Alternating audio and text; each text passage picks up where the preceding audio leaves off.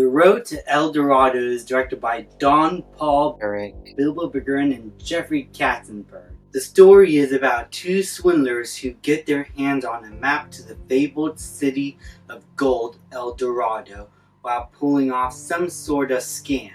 Their plan goes bad, and the rogues end up lost at sea after several misfortunes. Oddly enough, they end up on the shores of El Dorado and are worshipped by the natives for their foreign appearances. Now, as you can see behind me, I am a pretty big fan of DreamWorks. I really enjoy a lot of their Shrek movies, How to Train Your Dragon, Madagascar, and my favorite being The Prince of Egypt.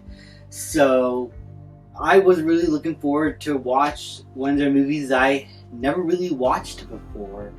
This one flew under the radar for me as a kid. Only watched like a trailer and like a few DVDs, but like I never really watched the entire movie.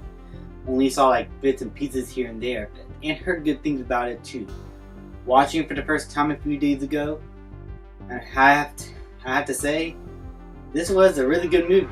Really fun, really well directed. The music was great, characters were fun. This is like the early version of Over the Hedge. Like a laid back type of movie where you can just sit down, have some popcorn, and just vibe with the characters for an hour and a half. Like, this movie just wanted to have fun, and it did so as well as it could. The animation is vibrant and beautiful.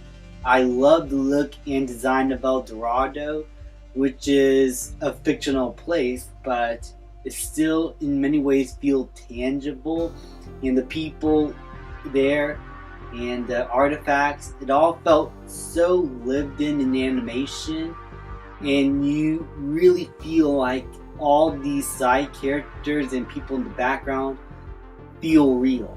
Like they are in the moment. This place feels alive. I love the setting of El Dorado. The music by Elton John is really fun. It's Tough to Be a God is a banger of a song. And while a lot of the songs are played by Elton John himself, like he sings over many scenes, something like Tarzan. Unlike Tarzan, I think Elton John is a much better singer than Phil Collins, and his songs playing over some of these scenes felt a lot more like they fit the scene much better than what Phil Collins did with Tarzan and Brother Bear. I mean, Tarzan was fine, but for the most part, Phil Collins was a little bit degrading. Like, I felt like the characters could have sung those songs and the movie would have been better. But here, this movie's not really trying to be a musical. It's just trying to have a good time. I think having a singer play over some of these scenes just felt a lot better in tone and pacing as well. This movie never drags, and because of that, a lot of the humor is very much on point. This is a really funny movie, a lot of great slapstick and character banter. Miguel and Tulio are really fun characters to watch. Their banter and chemistry with one another as best friends is really, really funny, really entertaining. Now they're able to get behind each of their motivations and their character growth in the film, where Tulio has to learn to let go of his ego, and Miguel is learning to be more so wanting to help the people of El Dorado, who wants to stay there. Not for the fortune and glory, but because he loves being there for the people. And he is trying to convince Tulio to do that same thing, and that means letting go of their past and what they've been planning to do all along. Miguel is much more the type of person who's like the audience character. But the real audience character is Chell, who basically acknowledged both of these characters' faults, even though she herself is also a thief who lives in El Dorado. Because she lived there most of her life, she had a lot more experience, and in many ways was able to change both Tulio and Miguel for the better. And that strengthens her relationship with these characters as they learn to get along with one another the more they spend time with each other. This is a great trio of characters, and they all work well together, solving problems. Their humor is on point. And I just gotta get this out of the way. I know some of you guys are gonna ask, did Shell awaken me as a kid? No, I never grew up with this character. I never grew up with this movie at all. So this is not one of